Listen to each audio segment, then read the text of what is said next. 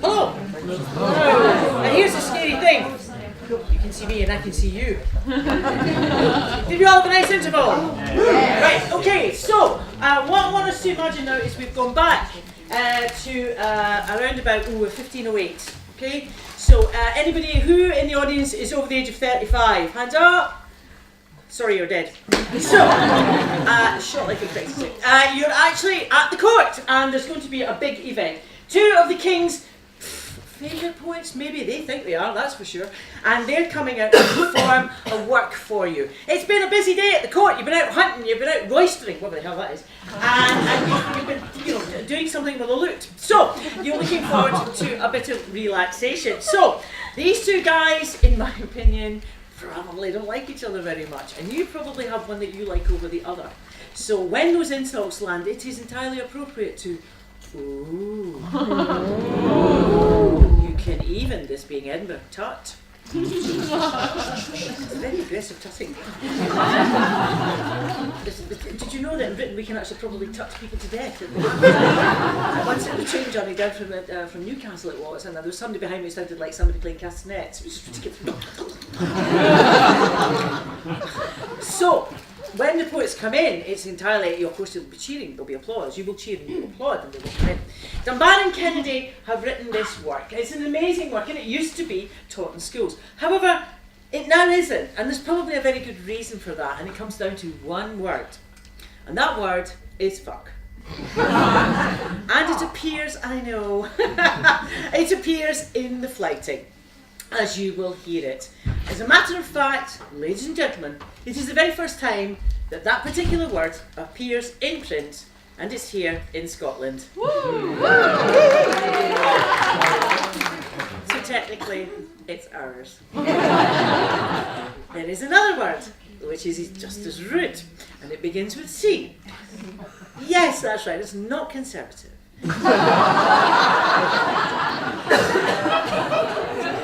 It is, of course, and I'm going to use it as his card. So I am sorry about that if anyone is offended, but hey ho, there we go. It's called culture, it's in context. Those are other C words that I've managed to drop into the conversation. Now, as a matter of fact, the original definition of that particular word was a purse. The purse that used to hang from your belt. And there was an area in London called Brokecunt Lane.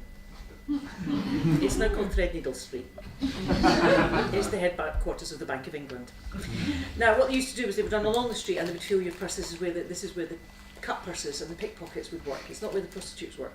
And they would run along and they would grope at the purse to find out if it was worth cutting for the money. Hence the name Brokecunt Lane. That's what it was for. It took men 300 years to go, do you know what I think is a really great idea? Pockets and jackets. They'll never be able to get our money that way. That's really clever. So that's one of the reasons I believe that those two words meant that these verses were no longer taught in schools. So we have a fantastic performance. Now, unfortunately, we've had to cut some of the text to fit the time that we have this evening, and it was me that had to cut it. Shit.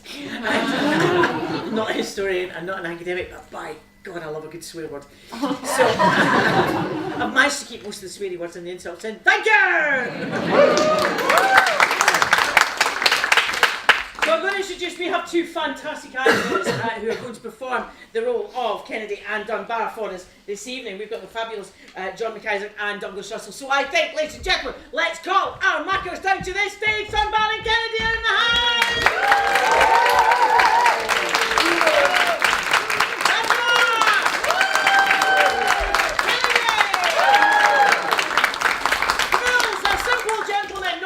No gouting, no punching below the waist. Secondly, no lack of self-esteem. The other thing, what happened is there'll be a challenge, two challenge verses, then both poets will fall back, and then we will have, are you doing warm-ups over there? Just stretching? Sure. And then they'll fly straight into the flyting. So remember the oohs. Ooh. And the ahs. Ah. Tutting. It's a giant cockroach sitting in the So, ladies and gentlemen, without further ado, let us hear now from our great Makars here at the Flyting of Dunbar and Kennedy!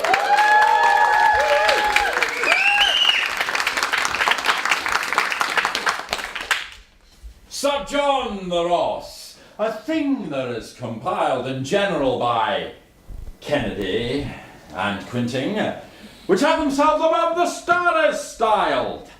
But had they made of menace any minting in special, such strife should rise but stinting.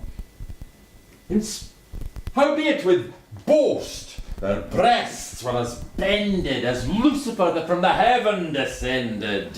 Hell should not hide their harms from harmless hinting. The earth should tremble, the firmament should shake, and all the air in venom sudden stink, and all the devils of hell for redower quake to hear what I should write with pen and ink. For an eye flight, some sage for shame should sink, the sea should burn, the moon should thole eclipse, rocks should rive, the world should hold no grips, so loud of care the common bell would clink.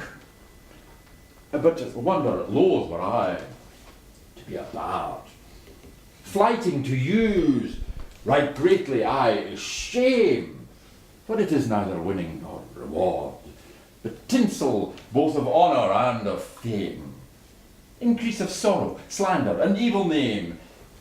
Yet might they be so bold in their backbiting to gar me rhyme and raise the fiend with flyting, and through all countries and kindreds then proclaim.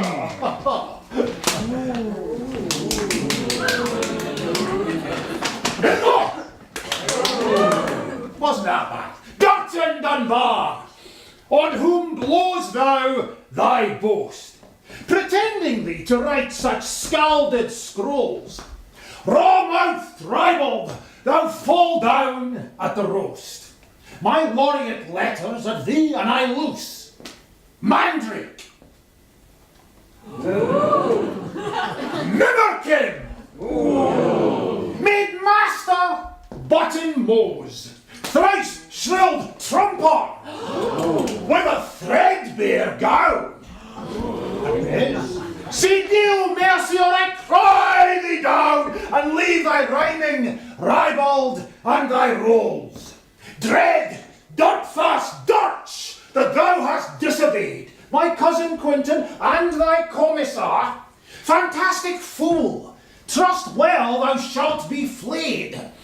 Ignorant elf, ape, owl, irregular, scalded scapegoat, and common scammler. Come on. Oh, one fucked foundling. That nature made an hero. Both John the Ross and thou shall squeal and scowl, and ever I hear aught of your making more.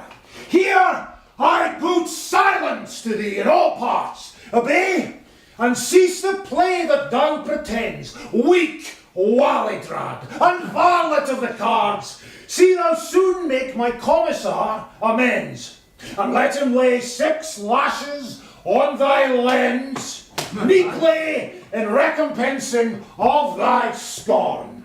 Or thou shalt ban the time that thou wast born, for Kennedy to thee the schedule sends.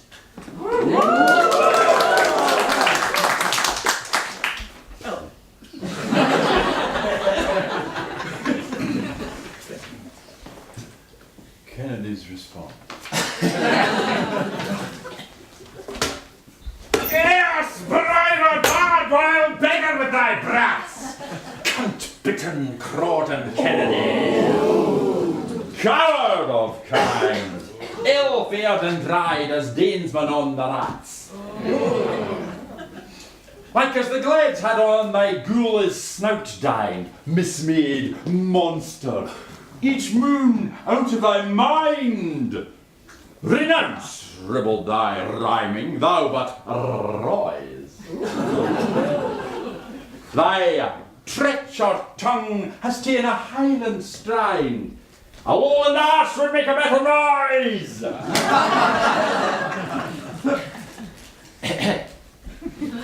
Reven, ragged, rook, and full of ribaldry, scattering scorpion scold in scurrility. I see the haughteen in thy harlotry, and into other science nothing sly, of every virtue void, as men may see. Quick claim clergy, and cleat to thee a club, a bard, blasphemer, in bribery I to be, for wit and wisdom a wisp from thee may rub. Thou spearest, dastard, if I dare with thee fight. Yea, dagon Robert, thereof have thou no doubt. Wherever we meet, there to my hand I height, to rid the ribald rhyming with a rout. Through all Britain it shall be blown out, how that thou, poisoned pillar, got thy pax. With a dog leash I shape to guard thee, shall neither take to thee knife, sword, nor axe. The crop and root of traitors treasonable, the father and mother of murder and mischief, deceitful tyrant, with serpent's tongue unstable, cuckold, modern coward, and common thief. Thou purposed for to undo our Lord as chief in Paisley with a poison that was fell. For which, briber, yet shall thou thole a brief, pillar on thee I shall it prove myself. Oh, I would lie, thy froward physiognomy does manifest thy malice to all men. Thy fiendly front, far fouler than a fen, my friends thou reproved with thy pen. Thou liest, traitor, which I shall on thee prove. Suppose thy head were armed times 10, thou shalt recry it, or thy crown shall cleave. Cumberworld Crawdon, no man counts thee a curse. Swear swappet swanky, swinekeeper, I for swats. Thy commissar Quinton bids thee come kiss his ass. He loves not such a forlorn loon of lass. He says thou scapes and begs more beer and oats, nor any cripple in Carrickland about. Other poor beggars and thou for wage debates. Decrepit carlings on Kennedy cry out. Matter enough, I have. I bid not fain, though thou, foul trumper, thus upon me lied, corrupt carrion. High shall I cry my sin. Think'st thou not how thou camest in great need, greeting in Galway like to a gallows breed, reaming and roping, begging cow and ox? I saw thee there in thy Waithman's weeds, which was not worth a pair of old grey socks. Thou Lazarus, thou loathly lean tremort, to all the world thou mayst example be, to look upon thy grisly, piteous sport. For hideous, and halkett is thine eye, thy cheekbone bare, and blackened is thy blade, thy chops, thy jowl gars men for to live chaste. Thy gain, it does us think that we must die. I conjure thee, thou hungered Highland ghost. The larbour looks, thy long lean craig, thy poor pine throat, peeled and out of ply, thy scalded skin hued like a saffron bag, cars men despise the flesh, thy spirit of guy. Fie! Fiendly front, fie! Tyke's face, fie! Fie! I, lounging like a loikeman on a ladder with hanged look, I wallowing, or I, like to a stark thief glowering in a tedder. Nice negus nipcake with thy shoulders narrow. Thou lookest lousy, a loon of lunas all, hard harchan, harpling, hipped as a harrow. Thy rig bone rattles, and thy ribs on row. Thy haunches circles with huck bones hard and haw. Thy loathly limbs are lean as any trees. Obey, thief bard, or I shall break thy jaw. Foul cannibal, cry mercy on thy knees.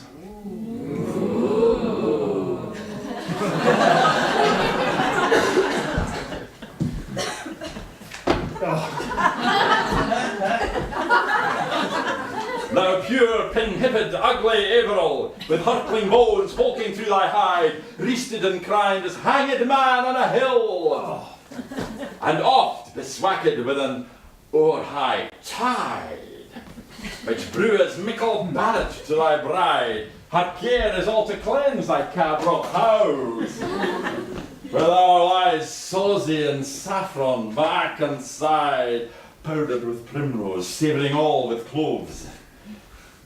For worthen, I warn thee, it is witten how, scouting scarf, thou hast the hurley behind. Wan wriggling wasp, more wormus hast thou beshitten. Nor there is grass on ground, or leaf on lind. Though thou didst first such folly to me find, thy hosting hips never lets thy hose go dry. Loon, like Mahoon, beboon me to obey. Thief, or in grief, mischief shall be betide. Cry grace, take face, or I thee chase and play. Owl, roar and yowl, I shall defoul thy pride.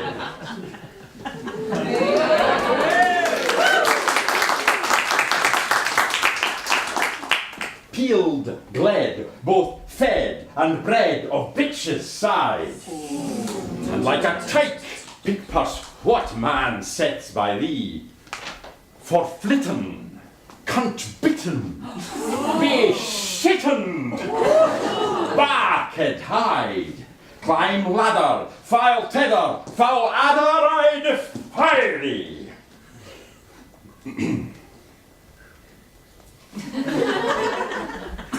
Moch mutton, bit button, peeled glutton, ear to hell house, rank beggar, oyster dredger, flea flagger in the flat, chitterling, rough rilling, lick shelling in the mill house, bard, re-hater, thief of nature, false traitor, fiends get. Filling of talk, rank sock, cry cock thou art, Osset, mutton driver, gurnal river, yard swiver, foul thee, heretic, lunatic, purse pick, carling's pet, rotten crock, duckton duck, cry cock. Or I shall quell thee.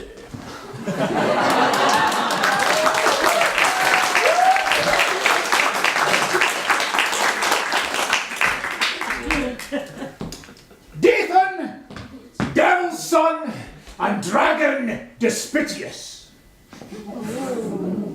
A Byron's birth and bred with Belial, wad werewolf, worm, and scorpion venomous, Lucifer's lad, foul fiend's face, infernal sodomite!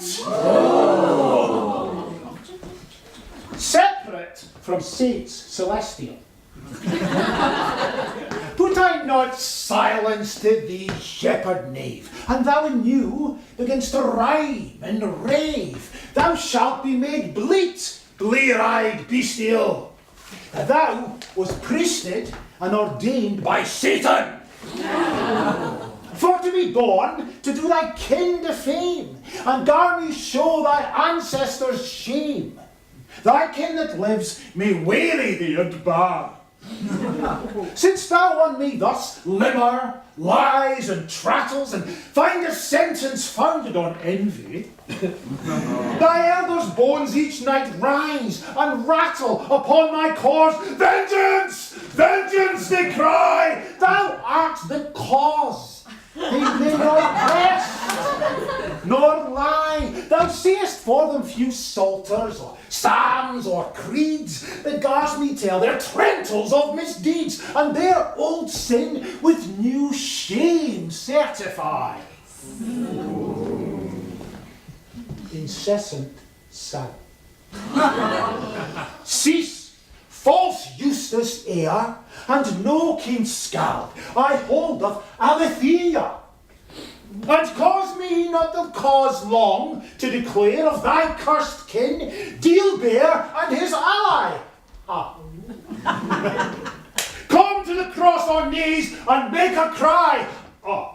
Confess thy crime, old Kennedy the king, and with a hawthorn scourge thyself and dying. Thus dree thy penance with the Lacistia Achille. Pass to my commissar and be confessed. Cower before him on thy knees. On thy knees. And come in will. And sign thy stobo for thy life protest, renounce thy rhymes, both ban and burn thy bill, heave to the heaven thy hands and hold thee still. Now do not thou thus bogan, thou shalt be burnt, with pitch, fire, tar, gunpowder and lint on Arthur's seat or higher hill. Thou lovest no Ersh, elf, I understand. But it should be all true Scotsmen's lead. What was the good language of this land? And Scota, remember her, it caused to multiply and spread. While Cospatrick, that we of treason read, thy forefather made Irish, the Irish men thin. Through his treason brought English rumples in. So would thyself, mightst thou to him succeed. Ignorant fool, into thy mows and mocks it may be verified that thy wit is thin. Where thou writes, Deansmen dry it upon the rattis. Deansmen of Denmark are of the king's kin. The wit thou should have had was casting in, even at thine arse backward with a staff sling. Therefore, false harlot, whore son, hold thy tongue. Dealbear, thou deefst the devil thine een with den.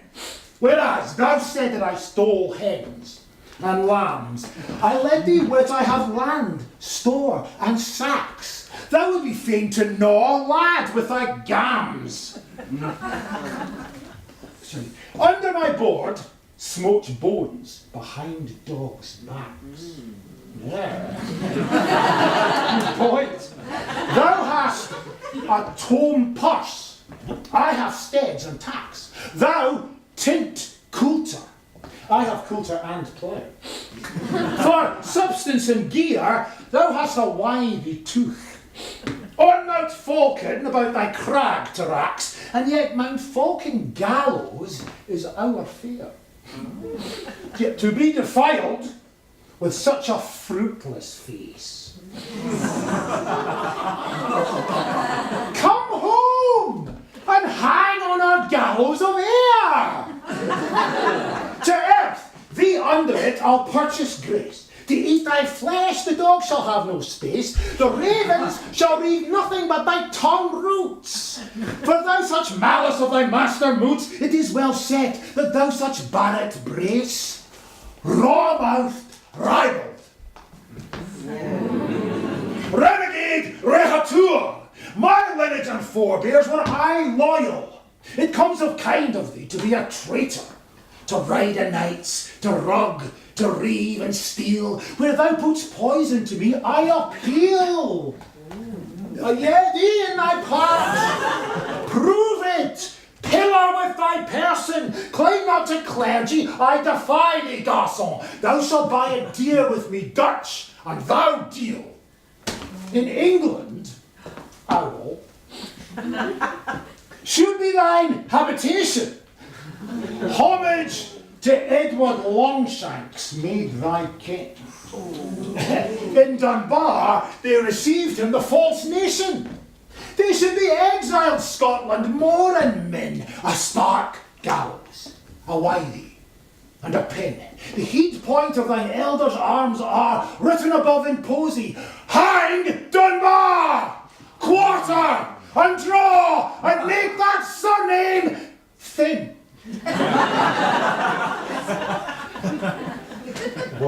I am the king's blood, his true special clerk, that never yet imagined him offence, constant in my allegiance, word and work, only depending on his excellence, trusting to have of his magnificence, guerdon, reward, and benefice bedeen, when that the ravens shall reave out both thine een, and on the rats shall be thy residence.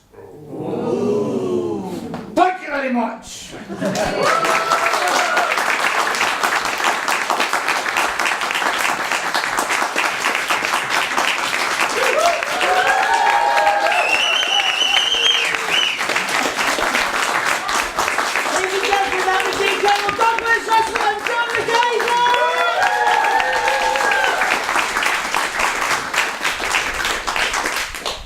Tested there, didn't it? Seriously thought it was going to be blood on the stage, but it's okay, we got through it. Traditionally, it was said to be that the moderator, that would be the MC, would ask the court who had lost. Now, according to Liz, of course, there was no winner, really, in the flyting. I'm going to ask you. So, we're going to raise hands. I can just see you. There we go, we're going to raise hands. So, who's here supports Dunbar? Seriously,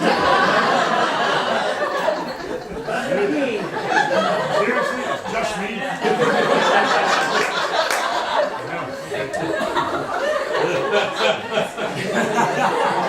This is going to get a bit awkward. Who here supports Kennedy? Hi. I love your support of a minority cause. Did I get them mixed up or something? Dunbar was the one on the white. Yeah, that's fine. It's like the general election. You can't change your mind afterwards. Brexit, you voted. End of. Stop crying. I didn't vote Brexit, by the way. I think it's like, I'm sorry, but Dunbar was loser. So, but thank you very much. A huge round of applause once again.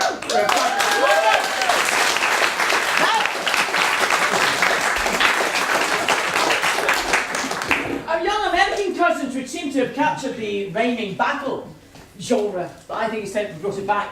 And there are many great performances here in Edinburgh, things like slam poetry and other kinds of poetry, which actually bring this whole thing back to life again. But we've recreated a flyting for you. We have 2 new Makars for you. So I want them to come in now, ladies and gentlemen, roaring, screaming. Let's do this kind of hip-hop type noise. Go crazy now for our 2 Makars in the house, coming down the stair right now. We have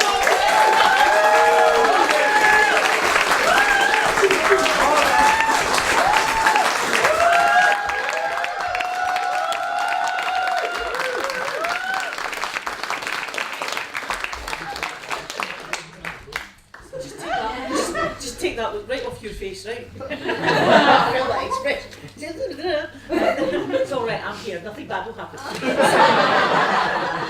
We have come forward back in time into the 21st century, which is quite good for those of us over 35. So, we have these fantastic young flighters who are going to introduce to you, I've just introduced to you, but I wonder if I should introduce the subject upon which you're going to flight. That'd be good. Sure, or do you want to read it? It would appear that these 2 otherwise sensible-looking human beings, have interesting beliefs. Ross, you have an interest in the Earth being flat. The Earth is not flat, Ross. We've been through this. Now, Jen, you're nodding there in that slightly superior manner, but you believe in fairies. And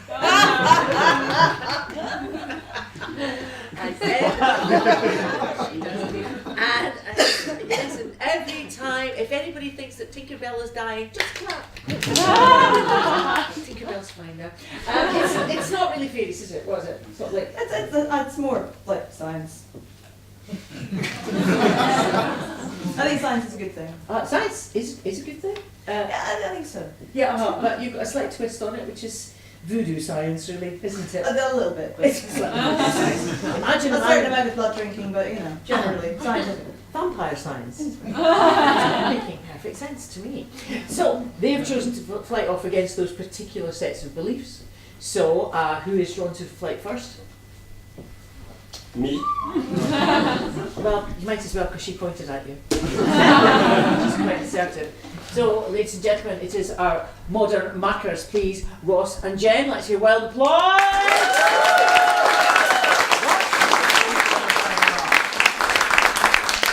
This is mind control to Major Tom.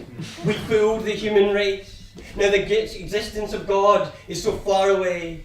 Mind control to Major Tom. Mind control to Major Tom. The earth is flat and there is a dome above us all. Hello, my flat earthers, globeheads, my rival and fairy believer, Jen. Despite your spherical beliefs, deep down we all do ken that the world is not a ball, a sphere, oblate or otherwise. Our sensory experience tells us what the academic conspiracies disguise. I don't believe the world is flat. I know it. It is true. And what I'll do right now is present these facts to you. I have 3 main arguments that I will right here propose. Each of them is undeniable. So let's see how all this goes. 1. The earth looks flat and the horizon does not curve. 2. The earth, it does not spin. That's not what we observe. And 3, if this planet were a spinning ball, we'd fall off without reserve. Let's start this. Let's do this. Let's say it loud and clear. The world is flat and not a ball. That's how the world appears. 1. When you stand upon a beach and look out far to sea, you look across with eyes that reach at a horizon in front of thee. It does not curve away. It does not bend and sway. It does exactly what I say. It disappears into the distance. One marked by limited perspective. Our vision is the line of first resistance, and now the curving towards, not the curving towards which your brain's directed. The funny thing about the horizon is it helps flat arguments time after time, because no matter how far up your eye lines incline, high up into the atmospheric climbs, the horizon line follows you. This is something that could not be true if our world was a ball and not one picture that you've ever seen upon a cinema or computer screen that shows a curving planet shape from deep down below or outer space of any natural curving face. They use fisheye lenses to make you feel out of place on this plain, not planet that we call Earth. And you know I do believe that this is true. I know it's truth, so let me carry on this journey of gold-plated flat Earth proof. Reason 2, although I feel I've already won. Debate that's already begun, indulge in yet more sensorial fun and talk about the sunset as the day is done. When you look up, right up in the sky and watch the sun from the planet below, you'll notice that the sun will crawl from up on high towards where distant people go to work and go to school. As there is no curve and the earth is not a globe, we must address the elephant in scientific robes.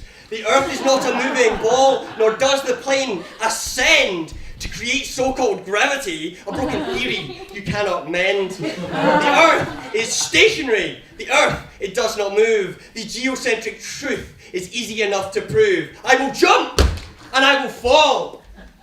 If the planet is spinning, why have I not hit this background wall? The answer is so simple, another sensory delight. The earth is not a moving globe. Am I wrong? No, I am right. Gravity also claims that enough mass becomes a sphere, but you gravity cucks cannot make real evidence appear. There is no gravity and there is no planetary motion. The sun revolves around the earth with unrelenting devotion. Point 3, we've alluded to, but let's dig in a little deeper. It is undeniable and as certain as the old grim reaper. If the earth was round and curved, then one thing we know that has been observed would come to haunt the globe head reserves who cannot hear the truth we all deserve. If the earth was not flat and maybe infinite, all the water on it could not stick to it. Have you ever tried this trick? Spin a wet tennis ball high and quick. You'll see the water spin and fly like rockets way up in the sky, except we know that those are fake too. NASA has put the wool over eyes so blue, and all the other eye colours true. So what are you sphere-mongers to do when presented with this intellectual ski and do? You drop the blade right on your foot, you'd see water is shaped by its container. So listen to your flat earth campaigner when he tells you that this fake entertainer does not understand the profaner aspects of her own arguments, which will come up in a minute. Look once again at the Amazon and the Nile. They flow south to north in single file, in defiance of up and down I smile, because that's impossible and I'm right. So to summarise tonight's unveiled lies, we feel no spin, we see no spin, our oceans sit in a rocky basin. It cannot stick to an earthly spin, the sun and moon travel within, the air above us separated twins. The earth is flat, it is, I win.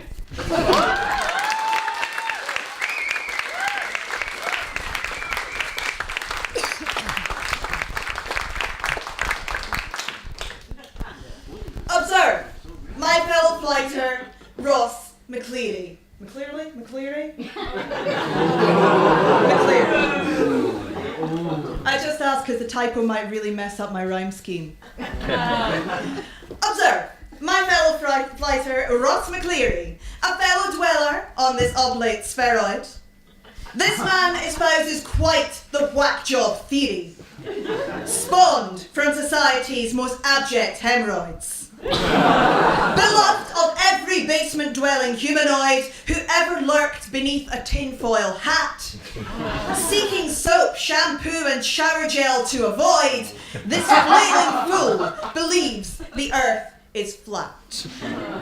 If he can't see the earth's curvature in the sky, he reasons that it can't exist at all. But stop and think where else that might apply. Has Ross seen the Antarctican ice wall that keeps the sea from being a waterfall on this flat disc on which he thinks we live? Or seen the dome he thinks covers us all, or anything the least corroborative?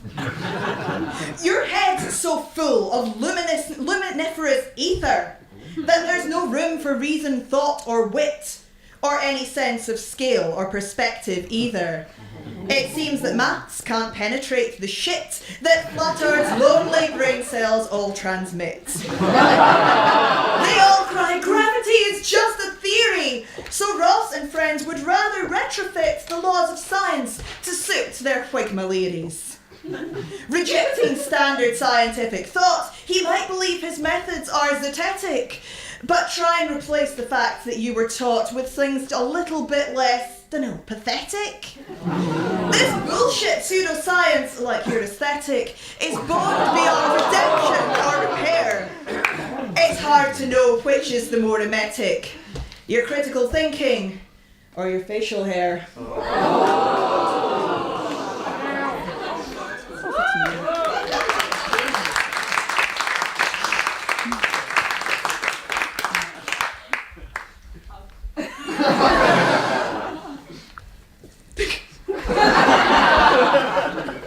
I'd like to talk now of flat earth foes and put Jen's arguments in death throes. So far I've kept her on her toes. What will she say next? Who knows? So the enemies of flat earth do lie, from DeGrasse Tyson to science guy Bill Nye. Brian Cox is full of it. I hope he'll sue. And let's not forget that shill, Terry Pratchett too. Let's start with him in fact. That disco man paid all big bucks to defend inflame this flat land by making a mockery and taking the buckets of big globe head cash in hand. Terry Pratchett, globe head champ, he wrote the Discworld books, the roguish scamp, paid for by the powers that be to mock and scorn, but privately he knew the truth, and how could he not? How could not he, when those books sold, it was at us he scoffed, you knew the truth, you all bought the pie, so much money to made from curve-based lies. And let's not ignore Eratosthenes the Greek, whose experiment with the sun does reek of fakeness and poor scientific judgment, and he chooses to smear the results in fudgment, the angles of the sun from one place to another one, because of course his experiment proved round earth, when the assumption itself is not worth the paper it was written on. Be honest, the Theoist used the same idea before him. To prove a flat earth world is knowing, and knowing is what we do. Eratosthenes, you globehead tool, we won't be tricked and we won't be fooled, and neither will these people too. He assumed the sun above us was far away, but like all such fuss, he was wrong about it. It's not far, but near, 3,000 miles, not more. It's clear because the maths adds up. Just Google it. What can that famous experiment prove beyond the lies he meant to spread among all four corners of the world, like a UN flag unfurled? Ah yes, the UN flag, my friends, the flat earth map of choice, my friends. It shows the world from start to end. That's the answer, that's the truth, a projection of Earth. Such proof, so let's dig in and win this thing. The North Pole is in the centre, the South Pole, an ice wall. It circles us, protecting us like our dearest mentor. You'll ask me to prove it, but do not fall for these allegations. The truth is written in legislation. No one can visit Antarctica! To protect a lie so farcical, you have to ask about the devastation of government and school-led education, of government intervention in the learning and such wild invention. To suggest this planet is Globehead Town is to suggest Australia's people are upside down. And are they? No, they are not. Because they are not falling off. How much more proof could you ever need to prove the flat Earth is a plane indeed? It's never been more obvious. It's never been more cut clean. I can't believe you think the Earth's a ball in the year 2017. And even though I'll hear the laughing, it is me who'll die from this world passing, knowing truth not fake, gravity amassing. And if you will not listen or tie the knot, I'll give you everything of what I've got, because you're a globe head, a gravity cup, a ball-hugging sucker, a devil-worshipping, self-punching worm, a NASA shill, a hopeless cause with deviant eyes, a spear-mongering, jealous fucker, Freemason falling from freedom, believe them, not believe them, they're bleeding out of eyes, deceiving, paralyzed by cataracts made by terrorized indoctrination of every nation on this unrotating station. You're a brain-dead zombie, global cultist, rabbiting the clueless, words of Bill Nye, and Tyson, who sucks like a Dyson, and Brian who is a cock. You're a plane-defying deception, dying, crying as you're prying, and we're all sighing as your brains are frying with garbage fires of worthless lying, and the lowness of the fakeness of the satellites in orbit prove that this is up. No, there is no up, go high-ing, a total fuck-up without trying, watching manipulated cheap go-proness. We took a spirit level on a plane and you mocked us because you are deranged. There's no plane you can arrange because it doesn't exist, but still you persist with listless ham fists, a grip, a smoke that trips and flips and slips and sips from the devil's cup. But I know the world is flat, my friend. I will not give it up. I sit at home on my computer and watches your arguments become neutered, like yourselves, because you cannot be tutored, as someone who refuses to listen, someone who refuses to read. I am not here to teach you, I am not here to bleed. Go on Google where they ignore this lead, that your senses tell you the world is flat. There is nothing else, and that is that. I'll keep on preaching to the cat, because the cat, at least, is not a brat, and is far smarter than you. You make me sick, you make me sick, you make me spew. What's a flat earth prince to do when everyone is mocking you, even though you're right? And if there are 4 elephants beneath the earthly plane, it's turtles, turtles, turtles, all the way down. I'm getting out of here. Ta-ra, goodbye, at least for now.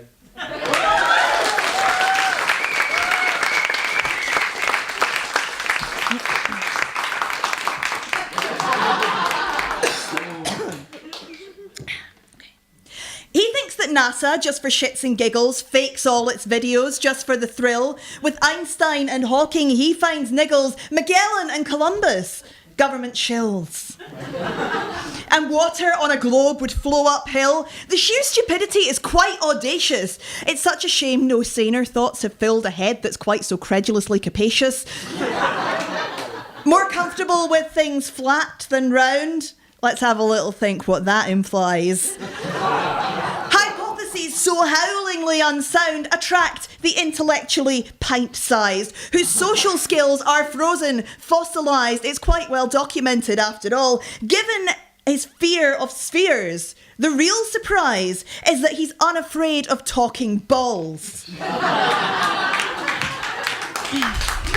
Perhaps it's less this flat earth stuff is eccentric. Perhaps it's really seeking to console, since unlike theories sane and heliocentric, it claims the planet's centre and its soul is standing proud, erect, the northern pole. According to this geocentric dross, tall, thin, white, phallic, central to the whole, I'm sure we see why this appeals to Ross. This man who, when he talks, sounds like he's buffering, who hasn't learned the art of standing in place. What sort of mental anguish, pain and suffering drove him to these delusions in any case? What is a flat earth but a waste of space? Oh, how it makes these globeheads' fingers itch to hurl like cereal in a Muppet's face him a wholehearted cry of science, bitch!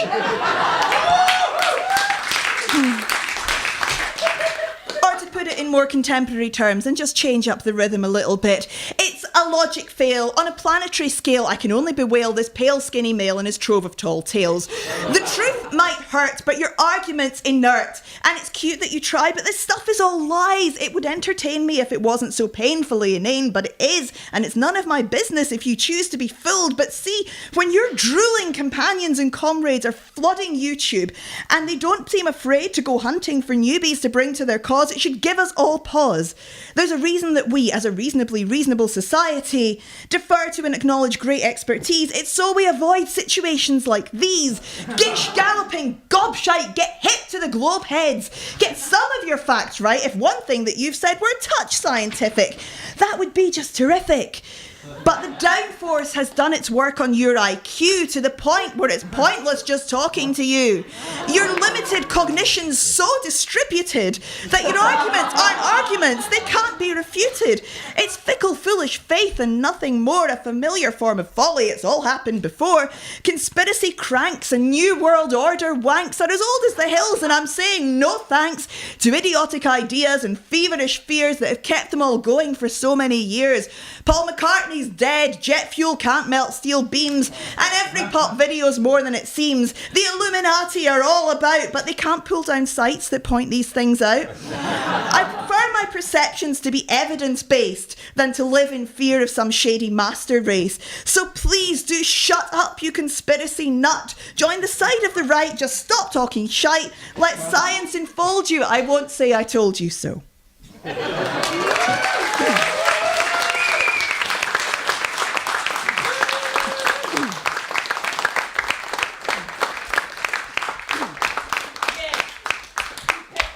Up there, right? Ladies and gentlemen, well, we had two fantastic markers for the great flyting. Ross genuinely does believe that the earth is flat. And I'm not having everyone leave here thinking that's true.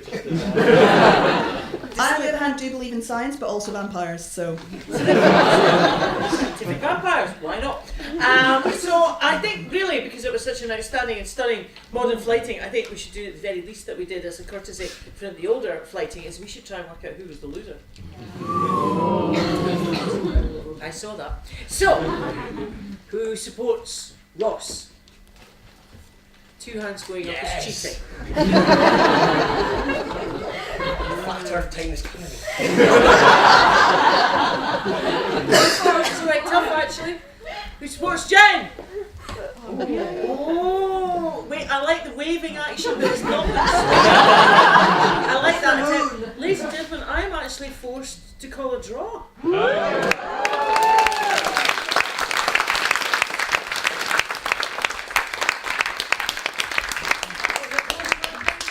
That was excellent. That was it. Oh, I thought we'd get about it again. get assaulted by something. Oh no, it's a flat earther who's run up to go, what? You're getting a prize!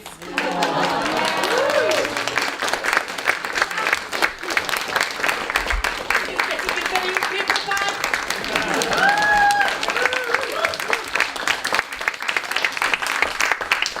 By the way, top points for the cognitive, what's it in the thingy, that was really good. Yeah, Susan hasn't done the fucking thing all evening. So, ladies and gentlemen, it's been really great fun, absolutely brilliant. Can we have a huge round of applause for Polislaw and all the people?